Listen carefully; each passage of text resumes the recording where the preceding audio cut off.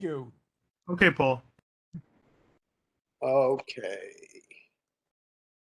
Good evening, everyone, and welcome to the Community Board 1 Waterfront Parks and Cultural Committee meeting for September of 2022. I am Paul Goldstein, the chair, and we have with us Andrew Zelter. He's the co-chair, and also Lucian is here, and he will be assisting us. He's the district manager of CP1. Okay, let's jump right into the agenda. We have item 1, and again, we have a long agenda. In fact, there's one extra item. We're going to have a quick report from Hudson River Park. So I really appeal to everyone to present quickly, and so we could have a little time to chat and move to the next item. So the first item before us is the Elizabeth Jennings Graham Monument proposal. And we have with us Jacob Morris, Harlem Historic Society. And Jacob, if you have anyone else that you want to introduce at some point, you could do so. But I'll turn it over to you for now. Oh, thank you. Thank you. I got the laptop up and my phone. I'm looking for Jerry, who wrote on. Yeah, he's I'm here. on the screen. Can you guys Oh, hear me? wonderful. Oh, good. Jerry's very important because Jerry wrote the book America's First Freedom Rider, which is about Elizabeth Jennings Graham. So this has been a long time coming, as I think you, Paul, and Lucian and other members of the committee know. Elizabeth Jennings Graham was truly of major historical significance.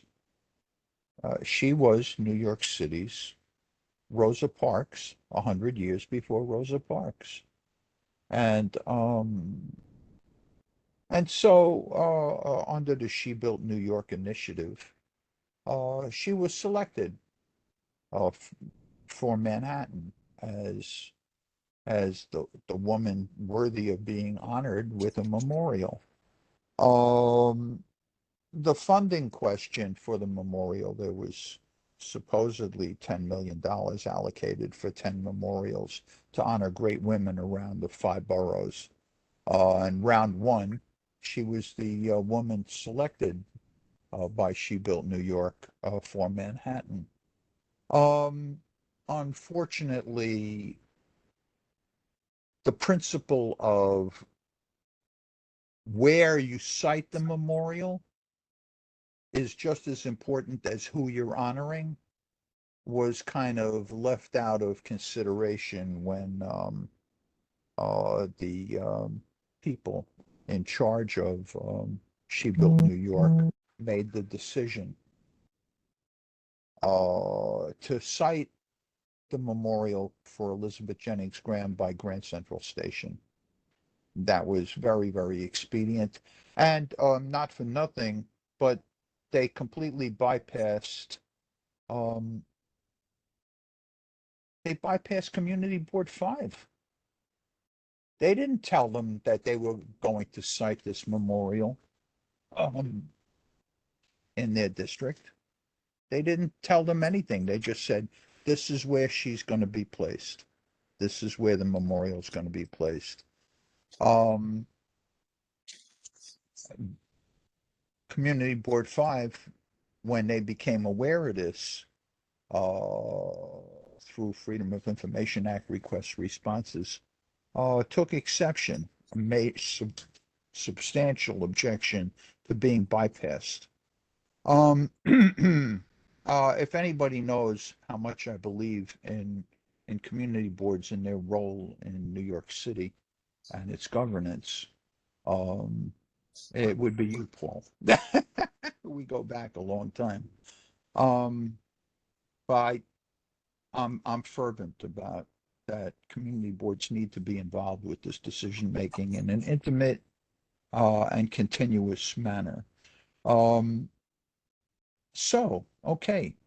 So I guess issue number one is if the committee and then the board agrees that Elizabeth Jennings Graham is of major historical significance and if she's worthy of being honored. So that would be question number one. So I would like the committee to ask questions and discuss that.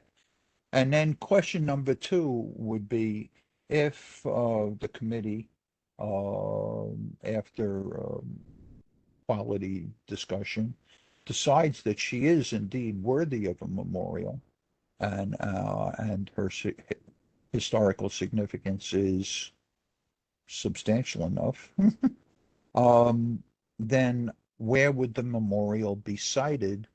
Somewhere in the relatively immediate vicinity of where she got thrown off the streetcar, which that intersection is no longer there because this happened in 1853.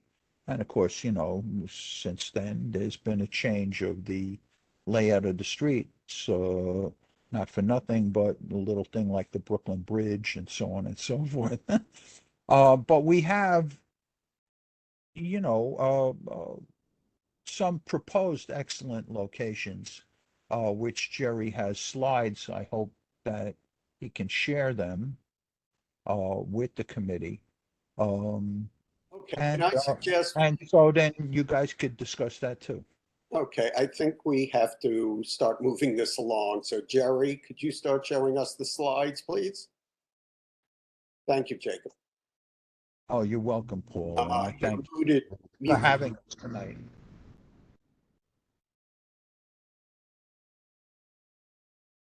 I deeply appreciate you having us tonight. Jerry, do you know how to unmute yourself? I don't know. Lucian, do you, Help him, Send help him a request to unmute. Jerry, if for some reason you can't share your slides, you can send them to me and I'll be happy to put them on the screen for you. Oh, do that too, Jerry. all right, while we're waiting, let me just ask the committee a couple of questions that I have. Excellent. I think, this Elizabeth Jennings Graham is a worthy person, in my personal view, to be recognized and honored. And it does make seemingly good sense to have her honored here in the area where she Oh, had this beautiful. incident. Oh, Jerry, you're up. Okay, I'll let you go. I'll speak after you. Are you going to handle this part, Jacob, or? No, no, I have beyond total confidence in you, Jerry. Oh, well, After all, you're the one that wrote the book and an yeah, excellent well, book. I Highly appreciate that. recommend this book to everyone on the committee and on the board.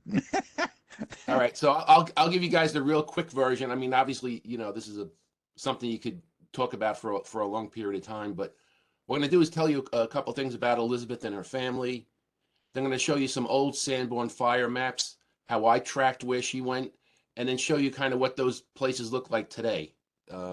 It's 10 slides, so I'll try to get through it as quickly as possible. So, who was Elizabeth Jennings? For you, those of you who don't know, she was a New York City school teacher, an early feminist, a civil rights advocate, and I would say just overall a badass rebel woman. Contributions have been largely forgotten, along with the importance of this era in civil rights history and New York City's role in it. Now it's up to us to honor her so she's not forgotten again. And this is a cover of the book that I did the research for. America's First Freedom Rider came out, about 2 years ago now. So some things you might not know about Elizabeth and her family. She's more than just the incident where she gets accosted. Elizabeth's father was the first African American to receive a U.S. patent. Young Chester Arthur was her trial attorney. Her mothers and sisters were members of a literary society that raised funds to free slaves. Her abolitionist brothers were friends with Frederick Douglass and William Knell up in Boston. Elizabeth started the first kindergarten for black children in the United States in 1895. And I believe she was the first woman in New York City allowed to teach while married. And so why is she remembered? On Sunday, July 16th, 1854, Elizabeth and her friend Sarah Adams took a Chatham Street horse car bound for church. When she refused to leave because they were black, the conductor assaulted her and threw her off. Undeterred, she re-entered the car and the conductor tossed her out again, aided by a city policeman. She sued and won a landmark case that opened transit services for all New Yorkers. And this is a lithograph from that time period that shows you what the corner of Chatham and Pearl looked like when Elizabeth and Sarah tried to enter horse car number 6. Wow. Wow. That's really something. So now we get into what happened, where, and when. And I went to 2 sources when I wrote the book. Number one, like I said, the Sanborn fire maps. There are other companies that did it as well over the years, but it's just a terrific. I'm surprised more people don't use them because they tell you exactly what kind of building you have. Whether it was brick, does it have skylights, that kind of thing. But it also shows you what the streets were like in those years. And here you can see the corner that we're talking about of Pearl and Chatham and the lithograph we just saw. So I won't go into a lot of the detail here because I know you guys are in a rush. But I will. The other piece of evidence, the only thing that really helps us with this story is in the July 1895 edition of a journal called American Woman's Journal.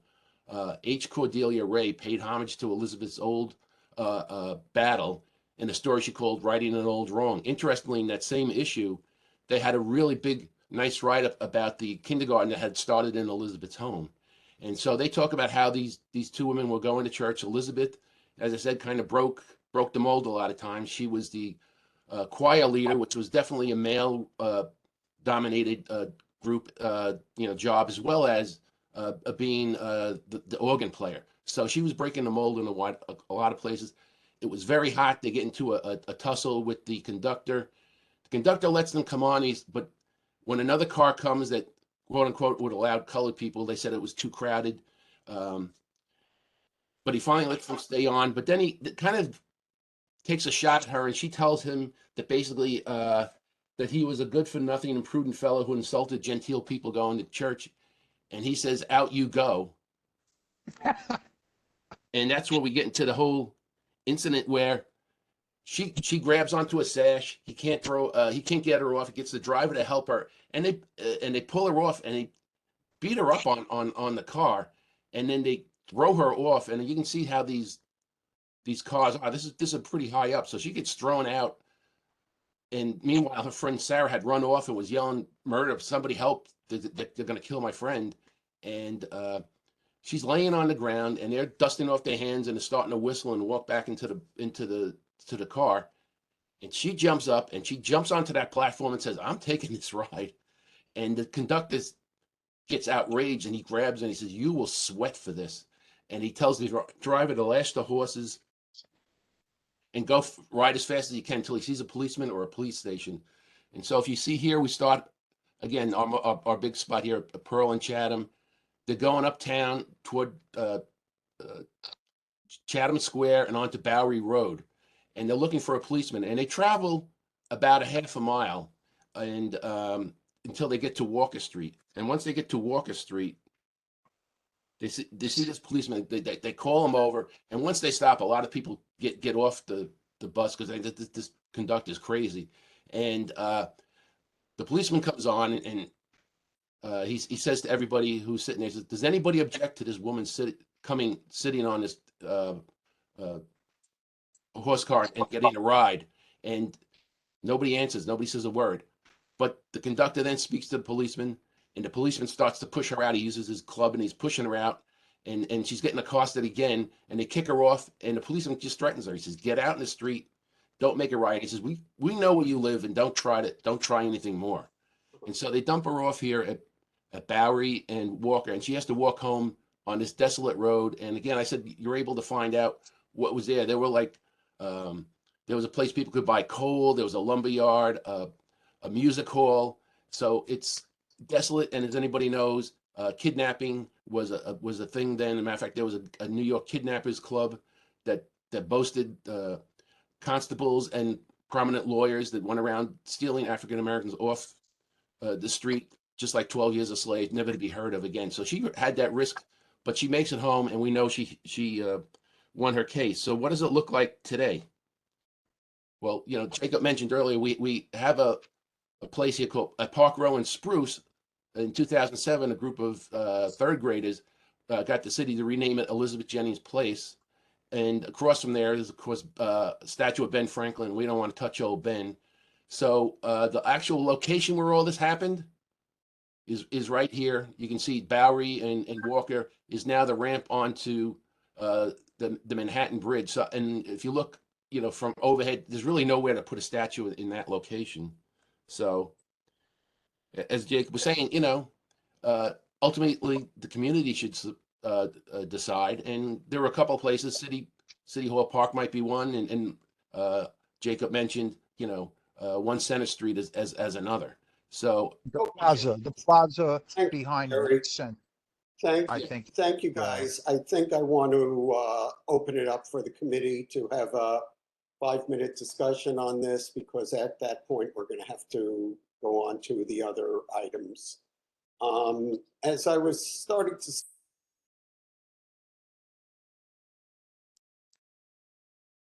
to try to recognize Ms. Graham for this historical event. And I don't know, I personally had an idea of putting perhaps something in St. Andrew's Plaza, which is the plaza behind the municipal building, not far from police headquarters, where that big orange sculpture is. It's a wide open space, and that might make sense. And it's very close to the location where this took place. So that's just my. Just what I was thinking, Paul. Well, all right. Any other comments? I like that. I going. really like that. Okay, Francis, you're next, and then Alice. Yeah, a couple of questions. What's your timeline on this? When are you looking to have this done by? Or do you have a timeline? Well, let me address that. We don't know what happened to the money for She Built New York. So I guess the answer to that part is, first we got to recover the money that's currently in limbo for She Built New York. There's also problems in Queens with where She Built New York's leaders, that's in quotation marks, proposed Billie Holiday be placed. So that got a lot of pushback in Queens. The community in Adelaide Park really felt that Billie Holiday belongs to them. And then there's another proposal for that to become a group monument called Superlative Sisters that would also honor Lena Horne and Ella Fitzgerald in a group monument. Okay. But first the money needs to come out of limbo, and I don't see any reason why it can't if the community board stands up and says, this is what we want. We want to honor this great woman of great historical significance, and we want to honor her in our district where this happened and bring history to life. That's what we want as a board. Then I think the city will listen and restore the funding to, a worthy initiative that was poorly executed under the de Blasio. You had another question? Yes, I'm a little, I'm not embarrassed, but it's that kind of word that I had heard about this young lady, when everybody was talking about Rosa Parks, then it said, her name came up, but I haven't read your book or anything else about her. I do think that this is definitely a worthy cause and situation. I'm just not comfortable with rushing into where a lot of the details, because you don't even know if you can get it funded. So you should have some kind of plan, some kind of written plan, so that it has a timeline, and you could tell us what you're looking for in terms of fundraising or where the money is and what you're looking at, did you consider a plaque as opposed to a monument? And do you have somebody that you've commissioned to do this? Couple of little questions that I have. I can answer those rapidly. Okay. So first it comes down to, there's a big thing with sequence, so a lot of people they feel somehow that these things come top down. Um, I personally, and I have a track record of doing this, is there's a lot of very historically significant people that have never been honored, that were overlooked by history. And we're talking about great people like W.E.B. Du Bois, Billie Holiday, Thurgood Marshall, and Charles Hamilton Houston, uh, and on and on. I've done like 40, more than 40 street namings, because in New York City, and all but one of them were after great black people. It just worked out that way. With Elizabeth Jennings Graham, I feel the money will get restored. If the community board strongly puts forth a statement of support that they want to honor her, and they want to honor her in the vicinity of where this major event, the desegregation of public transportation in New York City, happened, that the city government will listen. Oh, and not for nothing, but I know that our wonderful new city councilman, he will stand up and he will support the board's initiative. Okay, There's thank no you, reason Jacob. why the We board really can't. have to get to some other members of the committee. Alice, did you have? Thanks, Paul. I know we're all, no one would question, I don't think anyone's going to question the merits of this sculpture. Certainly the city of New York has already made it very clear in 2019 that they support this. So I certainly don't imagine this community board would think any differently of the critical, extraordinary heroine that's before us. I think what's at stake here is where it goes. I think this obviously takes much more discussion. So I would recommend that we take this up with and understand where the She Built New York City initiative began and ended. Maybe Lucian, you could help with that, that from 2019, and that we then are provided with some true suggestions about where this might go by people interested, with maps and thoughts, and maybe we bring in DOT and parks at that point. So I would recommend that we move forward on this in that sort of way at the next, to some future meeting. And yes, perhaps at that point, a resolution, I certainly would advocate to support the idea of this monument. Thanks. Okay, Rosa, did you want to add anything? Yes. Hi, thank you. Hey, Jacob. So Jacob and I actually walked around the area a while ago, and I think we basically determined that what was Old Day Park, no, Chatham and Pearl is actually currently Park Row and Pearl, which is interesting. So I think that might be a possible location for a monument if we were to have one. I would absolutely be in support of it, but again, we need to verify that the other community board has already taken a hard pass on it, because we don't want to get things to be all tangled up.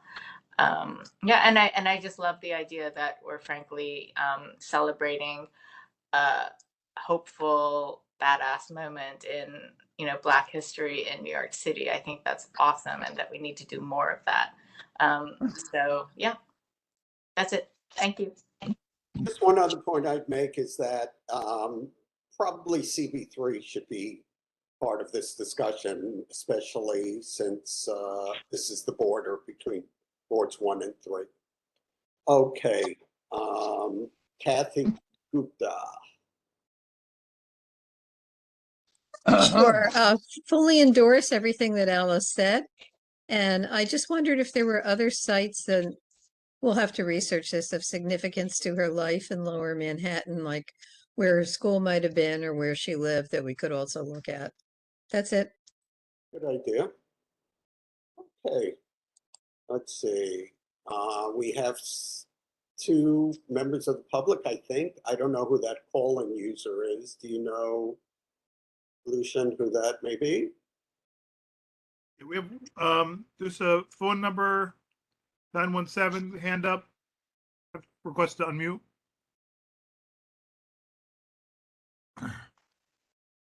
And Paul, while we're waiting for them to unmute, I can unmute Mr. Fine in the attendee section.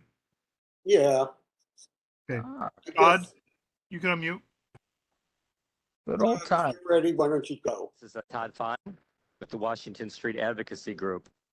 And I just wanted to, there was a question about funding, and I assume this point has been made, but the statue, as far as we understand, is funded to $1 million. That was part of a $10 million fund that came out of the city's Monument Commission, and then was reaffirmed with a $1 million dedication by EDC. This is EDC capital, as we understand it, for this monument. So there should be no funding issue. And as to whether it's appropriate for, I mean, maybe the city has used it or something. I mean, I guess there is still a case, but it has, a commitment has been made. So if they don't do it, it would really be a travesty. But as to whether the community board 1 can opine, I want to affirm that you should opine. And the reason that I think that is that this issue of the location has been an open issue for 2 years.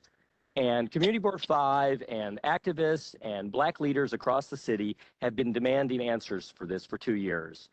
And the city will not give you that information. They just will not. They stonewalled CB5 for a year. And even after the CB5 passed a resolution asking for more information, I think that was maybe 6 or 7 months ago, they didn't get anything. And really, I feel strongly that the only way that these community boards can assert themselves is to make clear statements. And I think you need to make a statement based on the information that you have now, because the city will not and has no intention to provide information unless there's something like a lawsuit or a huge political scandal. But based on the information we have now, and based on the expert opinion, this statue belongs in Lower Manhattan. And there's no other case, in my opinion, and I'm a historian as well. There's no other case. And I think that with that knowledge, it's worthy of just saying, CB, I mean, it doesn't have to be CB1 is going to, declare war against CB5 or, or CB1 is going to, well, okay, I'll finish up. But my point is just, you can say, I think it's valid to say, based off our understanding of the great Black history in CB1, it appears to us reasonable that a placement in CB1 be pursued. Yeah. Todd, Explicit. actually, I can clear this up. Okay. We would never have proceeded with this agenda item if we weren't comfortable with CB5's position on this. Before this was even placed on the agenda, Tammy reached out to the chair of CB5 to ask if this was something that they had settled on, and CB5 chair encouraged Tammy to put this on our agenda, as CB5 did not seem interested in this at all. So this is clearly within. This is clearly something that we can discuss. This is clearly, in my mind, this is clearly something that we can advocate for placement within our boundaries, as long as the committee and the board feels that it's justified. If there's a rationale for it to be in our district, but I'll leave that to you all to decide. But there's no procedural issue here.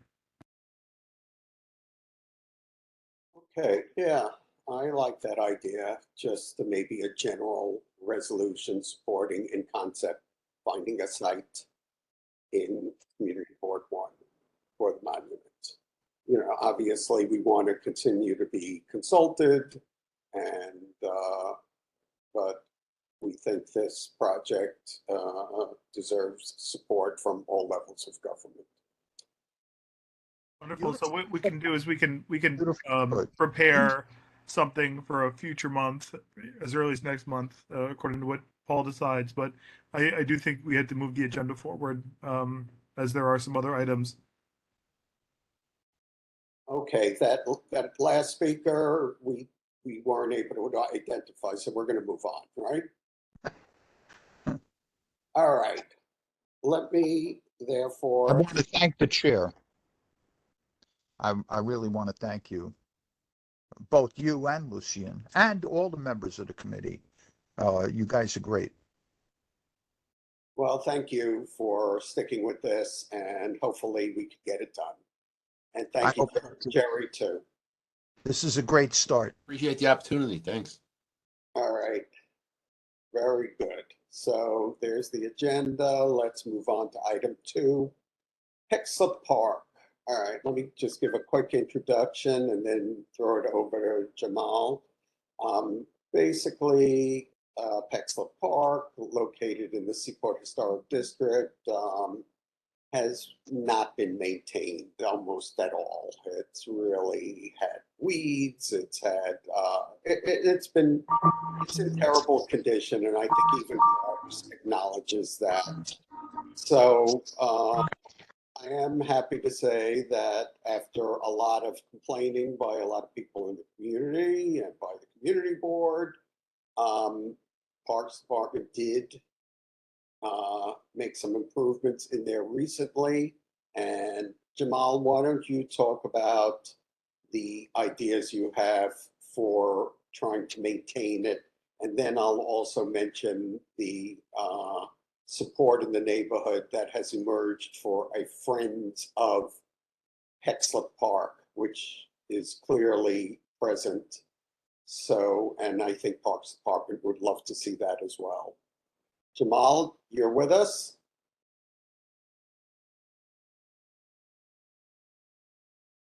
We also have Jamal, and Yeah. Reese is also here from Parks.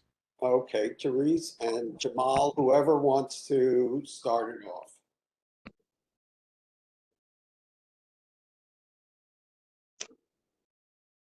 Okay, so I'm here today. So with Peck Slip, it has been going through a little neglect. You know, we have had situations with the park, but we do right now. We have a mobile crew, which is about 2 to 3 individuals that, you know, during the shift they go through and they do maintain Peck Slip about 3 times during the week. You know, make sure that we are, you know, maintaining the area sufficiently. We also have a gardener there. Now the gardener there, we have one gardener that maintains the whole esplanade.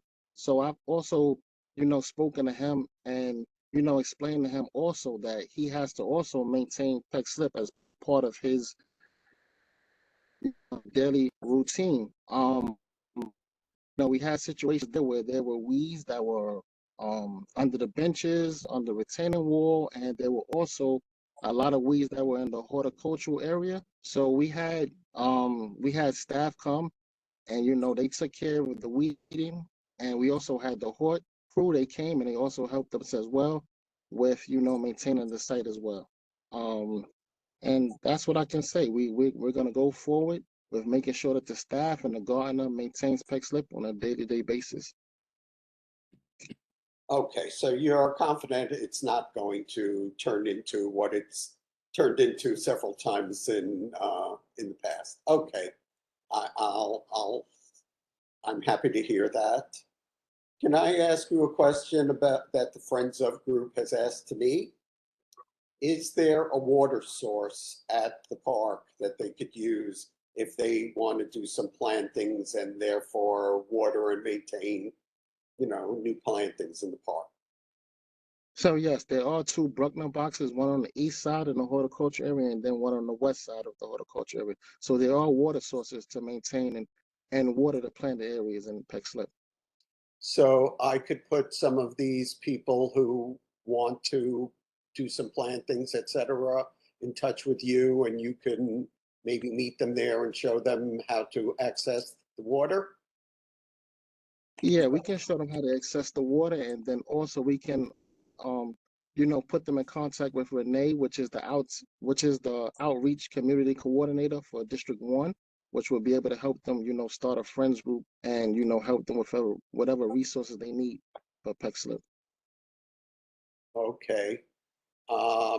Okay, in the interest of time, let's keep moving. I see Joe Lerner on the committee has his hand up. Yes, I use that park every day, and until 2 weeks ago, it was a pigsty. They have been doing a good job, but right now, the grounds need watering. If you don't water them soon, you'll lose the rest of the greenery that's still there. Okay, Yeah, that's correct. The gardener there is new. I mean, he might not know about the Bruckner boxes. I have to show him. So I'll have to hook him up with the plumbers. The plumbers will show him how to hook up the connection, and then they can go from there from watering. Yeah, it needs more than Mother Nature to be watered upon. sorry, Yeah, I didn't understand what are those boxes called? Bruckner boxes. Bruckner. So those are the water sources for the area. Bruckner Boulevard, is that the way you pronounce it? Bruckner boxes. Okay. Okay, I'll have to look We that have the up. connections for there, Jamal. We can head over there tomorrow. Yes, we have the connections in the district office. Okay, Therese, did you want to add anything? No, I just wanted to apologize that it's gotten that bad. I think, it'd really be helpful to have a friends group. It's really awesome news to hear that they'd like to come out. And I'm really excited that we have that opportunity, and thank you for connecting us. Yes, I think this group is going to come to fruition from everything I could see. Let's see. I actually had thought at least one of them would be on the call, but if not, I will tell them to reach out to you or to Renee is his name, and to pursue the Friends of group. Sounds great. Thank you. Yeah, thank you. All right, thank you guys. All right, so I don't see any other speakers for this, so why don't we keep going? Next on the agenda, Lucian, you want to put up the agenda one more time?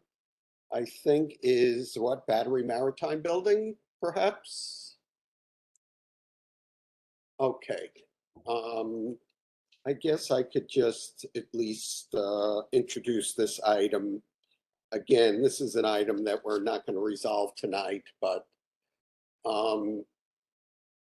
Battery Maritime Building, as many of you know, is a beautiful historic building on the waterfront down by South Street that is still used for ferry boats to and from Governor's Island. But most of the building is now totally restricted and only open to, people who belong to Casas Cipriani, an organization that charges thousands of dollars for membership to access the space. So there's been a lot of controversy about that. I know our quality of life committee, I think it was, or maybe the licensing, excuse me, also was looking at this in the past, and they were troubled by it. I know Tammy is not happy about it. I'm not happy about it. I think it just points to a general issue that, city-owned structures should not just be turned over to commercial entities that then restrict the public. I mean, we had a discussion on this recently about Pier 17. I won't belabor that too much, but it is an issue that comes up again and again. So I think it would be good for our board to certainly make a very loud public statement saying that spaces like this need to be made available to the public and not just to people who pay thousands and thousands of dollars for membership fees or to go to restaurants that are out of reach for the vast majority of people who live and work down here. Okay. Any other comments on this? Is there a presentation, Paul? Paul, Who's that? Is Alice asking, isn't there a presentation on this by Matt? Well, I Yeah, didn't. hi. We have Max Patton and Emma Searles from Midtown Equities, who's here to present. They have a brief deck they can share with the committee, and most importantly, we want to introduce Emma, who's the new cultural coordinator. So I think that Lucian has elevated them to panels. I see Max. And I think, yeah, I see Emma as well. So I'll just turn it over to Max Patton from Midtown Equities, who will kind of give an overview of the Battery Maritime building and introduce Emma, who's going to be someone you're going to see a lot of, but has only just started at the company. And so today we're just going to walk through what those public areas are at the Battery Maritime building and talk about some of the programming ideas that we've started to discuss in concert, or I should say, in partnership with Community Board 1 and some other stakeholders downtown. So I'll just turn it over to Max. Thanks, Matt. I'll do my best to try to win you over after that slightly adversarial start. We have put in a good amount of thought and effort into how to best open up this building. So all I ask is at least hear us out. Fair enough. I'm going to share my screen. Give me 1 second.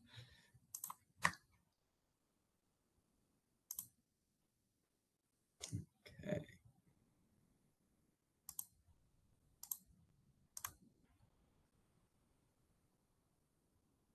Okay, can everyone see that? Yes. All right. So as Matt said, my name is Max Patton with Midtown Equities. I'm going to chat a little bit about the Battery Maritime building. I'm actually going to start with a little bit of history, how we got here, and then we'll jump into the meat of the agenda, which is public access and programming overview. So the B&B, Battery Maritime Building, or B&B as we call it, is an iconic landmark building originally designed in 1906 by architectural firm Walker & Morris. The building originally served as a ferry terminal for passengers traveling between Brooklyn and Manhattan, but following the suspension of ferry operations in the 1940s, the building fell into a progressive state of disrepair. From 2002 through about 2007, NYC EDC and the city undertook some preliminary facade and pier level work to stabilize the building. At this point, the building was effectively falling into the East River. EDC then issued an RFP for further restoration and development of the historic building, which, unlike the pier structure, was not rehabbed by EDC. Actually, I'm going to jump ahead just to the appendix of this deck, and I'll give you a sense of what the building looked like in the late aughts. The pier structure had been stabilized, but this was not a place you really wanted to be. Staircases were missing, floor panels were falling out. It was really, really in rough shape. And you can see just the top left corner, the Great Hall area. We'll show you the current conditions and just show you some of the before and afters of the restoration work, which is, I think, pretty impressive. Actually, you see here. Max, it's a great presentation. Do you mind doing it in presentation mode so the pictures are better? Oh, sorry. Yes, absolutely. Better? Much better. Thank you so much. Sorry about that. So picture the bottom right is that same area now. That's the hall floor, which is the anchor of the Great Hall area. So in 2012, after issuing its RFP, EDC executed a long-term ground lease with the successful respondent to their RFP. Construction commenced somewhere 2012, 2013. But following a number of unfortunate setbacks, construction stalled, and the development team ultimately just abandoned the project entirely, handing the keys back to the lender. Project was in litigation for about 5 years before the current ownership team of Midtown Equities, Centaur Properties, and Cipriani took over. We took an assignment of the EDC lease and restarted construction in 2019. And despite all the challenges that came with undertaking such a complex restoration during a global pandemic, the project was largely completed by 2021. The revitalized building now includes nearly 20,000 square feet of a fully renovated, or comprising a fully renovated event space centered around the Great Hall. I'll show you some more pictures of this space, but this is bottom right is the hall floor, which is the centerpiece of that. There's a 47-key boutique hotel, a membership club and restaurant, and a cafe and lounge space. And collectively, the space is known as Casa Cipriani. There are other parts of the building that are not within our control. The Trust for Governor's Island controls a portion of the building, as does the Department of Transportation, mostly on the ground floor levels. While Casa Cipriani opened in 2021, as a result of COVID-related restrictions, a general pandemic-induced aversion to large gatherings, and related difficulties in hiring and retaining staff, the building has only recently reached what we would consider to be fully operational. And now with operations being destabilized, our management team is turning its attention to the development and implementation of a robust public access and programming plan.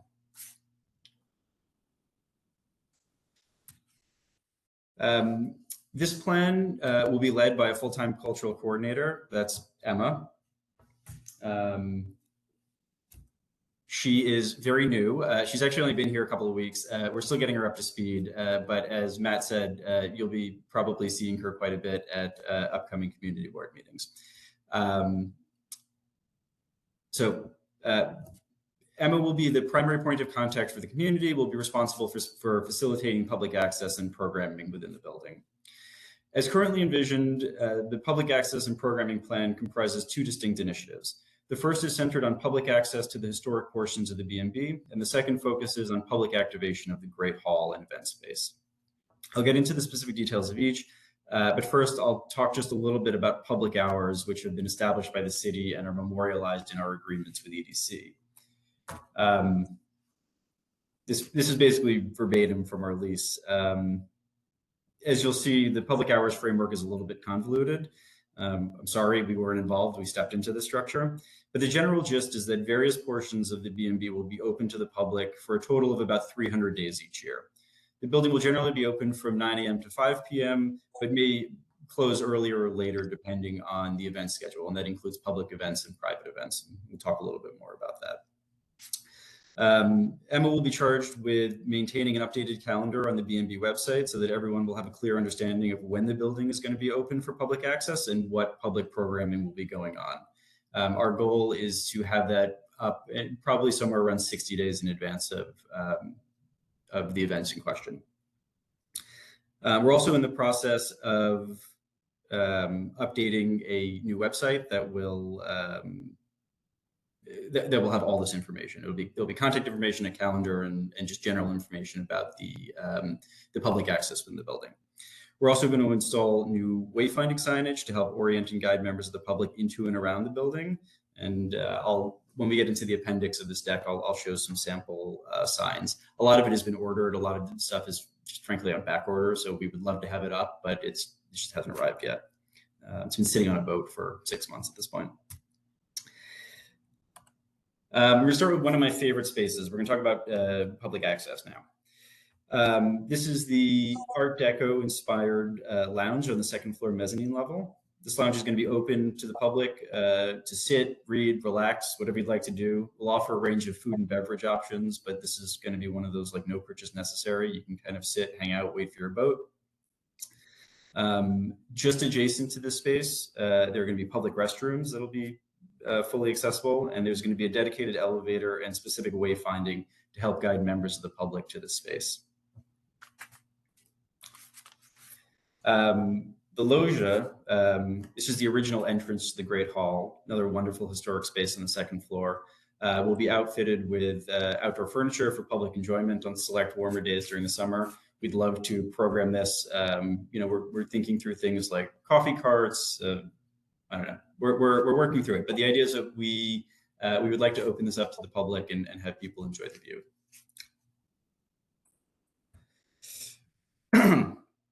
In addition to public access to the lounge, loggia, restrooms, and those areas, the Great Hall will also be available for public programming by cultural organizations, public schools, hobby groups, and other civic-focused organizations during public hours.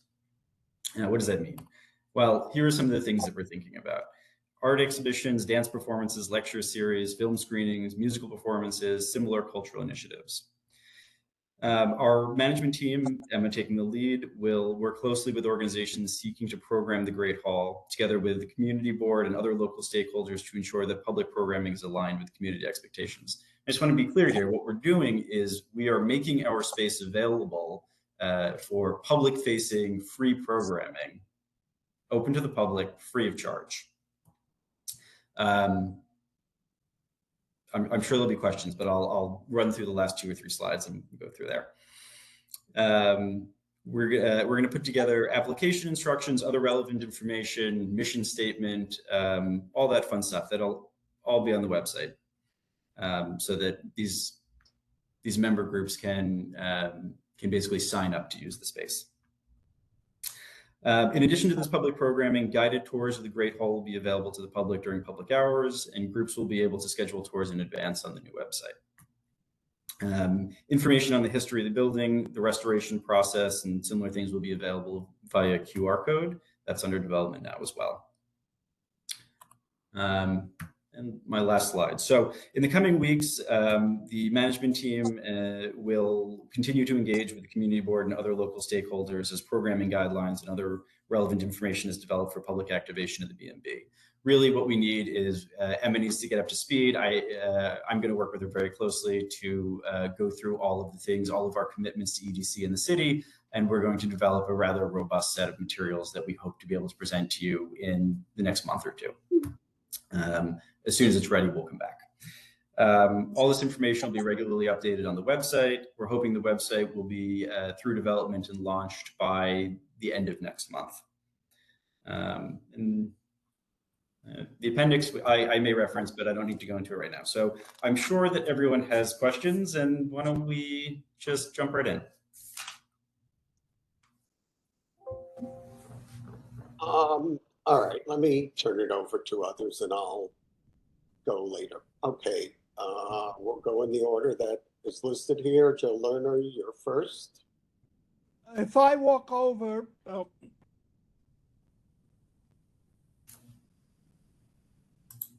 You muted yourself, Joe. Joe, unmute. Yeah, okay, try it again. Joe, he's good to go. Joe, go ahead. I'm okay now. Yeah. If I walk over there Thursday, can I enter the building? Yes. And what's the restrictions about me entering the building? Can I go anywhere I want there, or are there restrictions? So I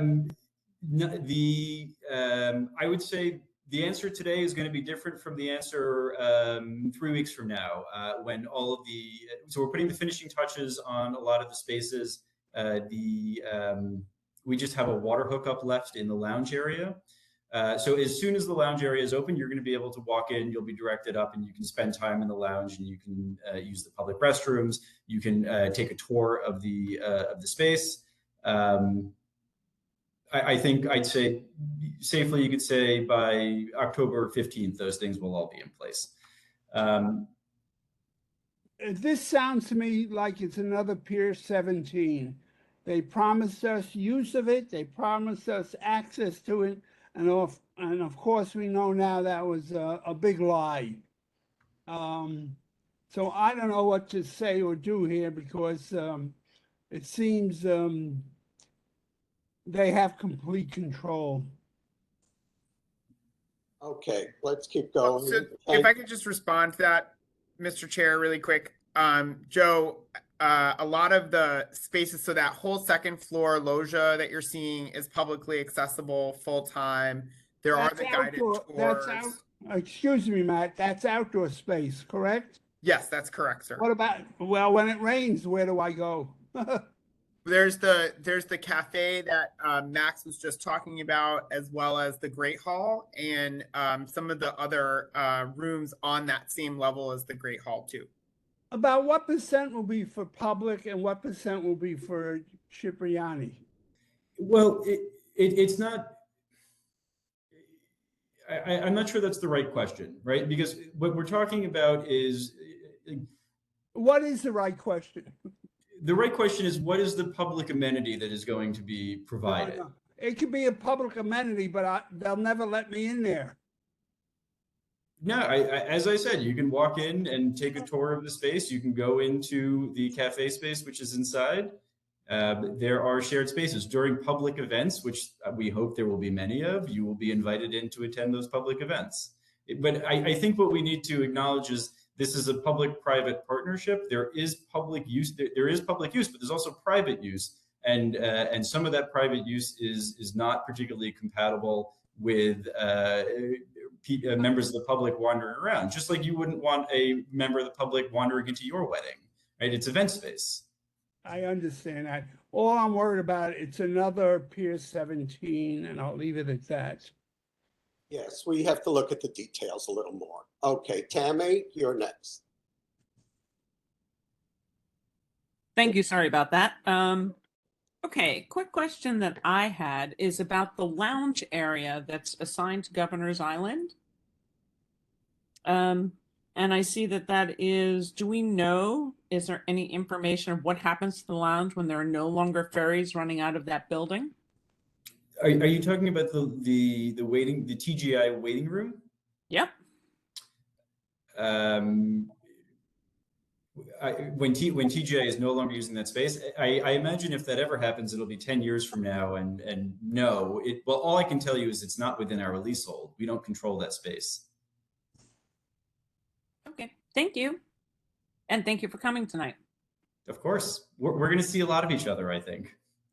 Oh, not. Okay, good. David Sheldon. Hi there. Point of clarification. You said that the event space would be available and it would be free of, and it was required to be free of charge. Now, I do not understand whether that means the producer of the event will not have to pay for the use of the space, or it means that whatever is produced there must be free to the public.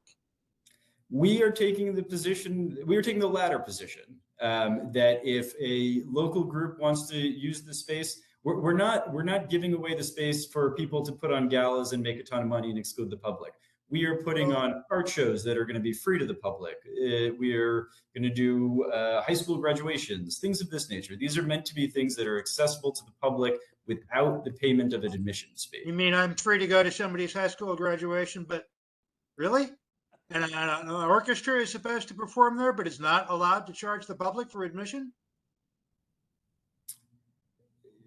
I think is your question whether the orchestra can charge to cover costs? That's probably something that would be considered on a case-by-case basis. But we're not interested in an orchestra coming in and charging $60 tickets to members of the public to come listen to their performance. We don't view that as a public amenity. We are trying to facilitate free access to cultural events for members of the public. What pays for David, the cultural I would just event? I'm sorry? Say that again. What pays for the cultural event? Giving away another prime property that's private enterprise. These it could be other fundraising. I mean, this was like a very specific ask of other members of this community board to have free events. I mean, the idea, David, is to provide like low cost or no cost events that a cultural organization or nonprofit would put on at the space at, paying minimal fees to put that on. So like for you coming to see maybe an orchestra or an art show would be very small cost or no cost at all. What would it cost the producer? David, that's So not I actually don't our know. purview. No offense Okay. intended. You know, how whatever they work out amongst themselves, he's talking about a public benefit at tiered pricing. So, and keeping things reasonable in order to open it. So it doesn't make it, it's not our purview to negotiate for the particular performer. Sorry. No, I wasn't thinking of anyone in particular. I was just thinking in general, but I thank you for the clarification. It's appreciated. A lot of what we are going to try to do is expand the reach and access of up and coming organizations that don't have the ability to pay for space that would otherwise be charged full price to them. We are, the independent galleries that don't have a permanent home yet that are looking to put on shows. We would invite them in and allow them to have the space at no cost and give them an opportunity to showcase over to the community. Those are the sort of events that we are thinking about in terms of the public programming. All right, let's keep going. Andrew? Yeah, I was just going to ask if you could clarify the numbers you presented in terms of days that it would be available for public access. Sure. What do you want me to give you the long, complicated version or an attempt at a simplification? Just the I would headline. request a Just the headline. simplification because we have to keep moving, guys. Okay. At one Yeah. point, you said 58 days per year is the minimum? No, it's close to 300 days per year. There will be Let's go back to something that open to the slide. public. I think it was Sorry? slide 4. I think it was slide 4 that had that info. Yeah, I thought you said 300 days, but I couldn't do the math based on the numbers that were shown there. So I'll run you through. It's the actual obligation is there are 145 days of what we call base open hours. That's 9 a.m. to 5 p.m. There are an additional 100 days of 9 a.m. to 1 p.m. Then there are an additional 58 days of what we call expanded public hours, and that is 9 a.m. to 10 p.m. And the idea of those expanded hours is we would probably do multi-day events and have like a larger organization set up an exhibition that would be there for some amount of time. Thank you. You answered me. Thanks. Yep. All right. Anyone else on the committee have their hand up? Michael Kramer, I see.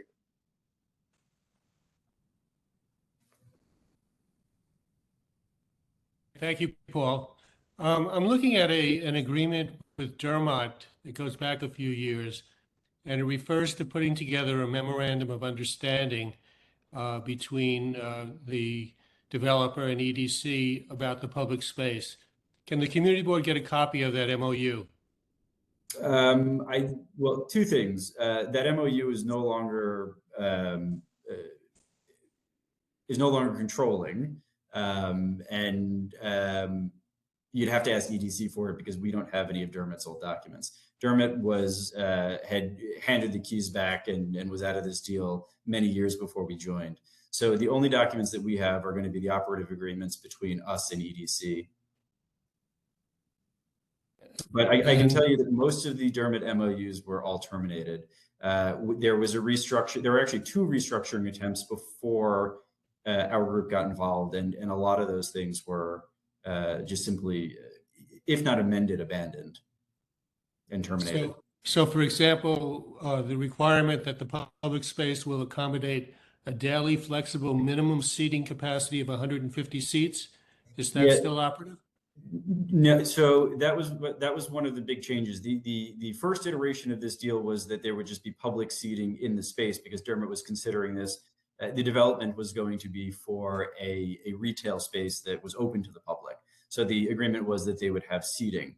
That agreement was subsequently amended, and the agreement was you would still have to have that number of seats available for your events, but no longer would you need to have, chairs and things of that nature because it's no longer the same kind of retail space. It was originally considered as something like a food hall, and but that structure of the deal was abandoned, I think, circa 2017.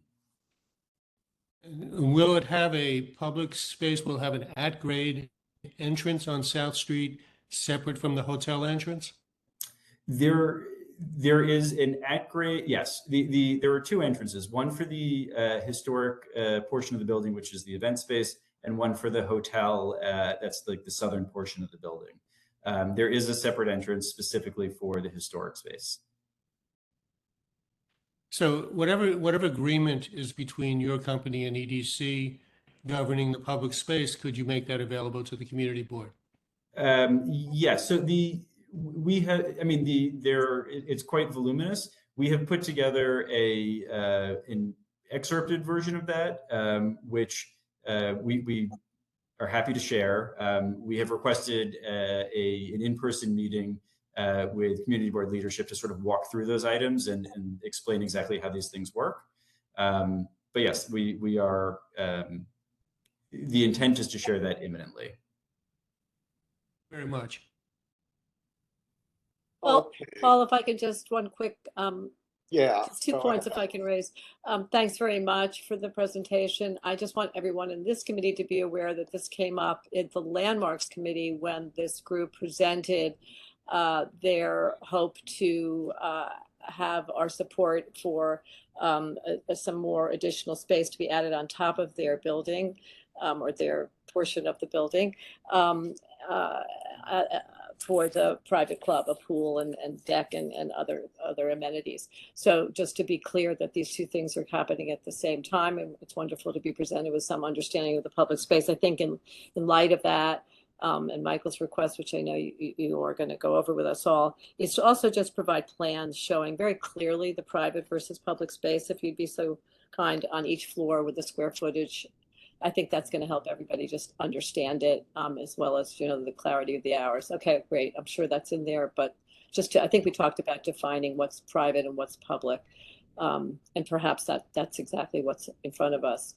And thank you. And lastly, I just want to thank everyone who is patiently waiting for the environmental protection meeting that was supposed to begin. So I know we'll be wrapping up soon on this one. Thank you. Yeah, let's try to wrap up. Okay, I think that was it. Clearly, we need to continue this discussion. Emma. Paul?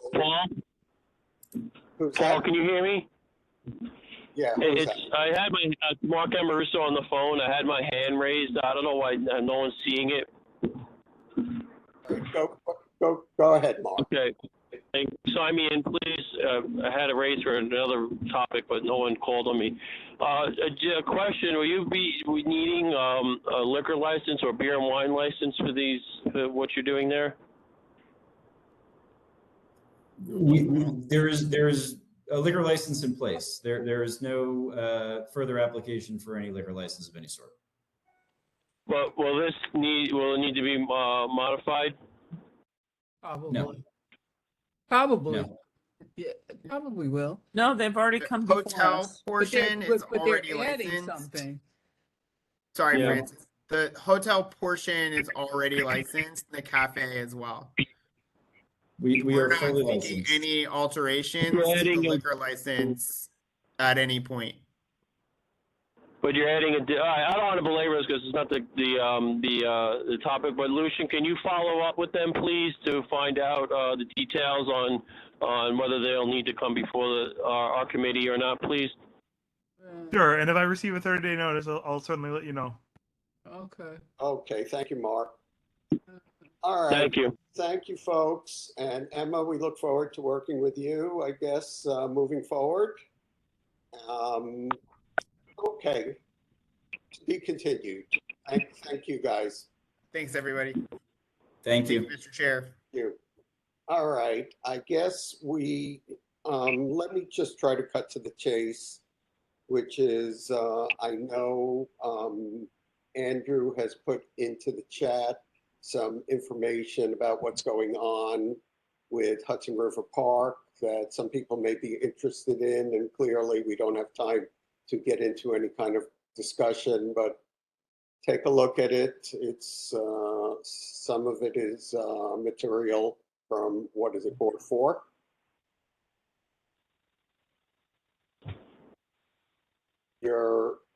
We can't see the chat, Paul. Oh, did you put it in? I put it in the chat. It was put in the chat, and I can put it back in the chat again for the people who signed on afterwards. But people So- don't see the chat until after they sign on. So that's the Hudson River Park Advisory Council meeting information link in the chat. If you are unable to see the chat, you can email me at lureynolds@cb.nyc.gov, and I'll be happy to provide you that link personally. So if I could just make two very, very quick comments.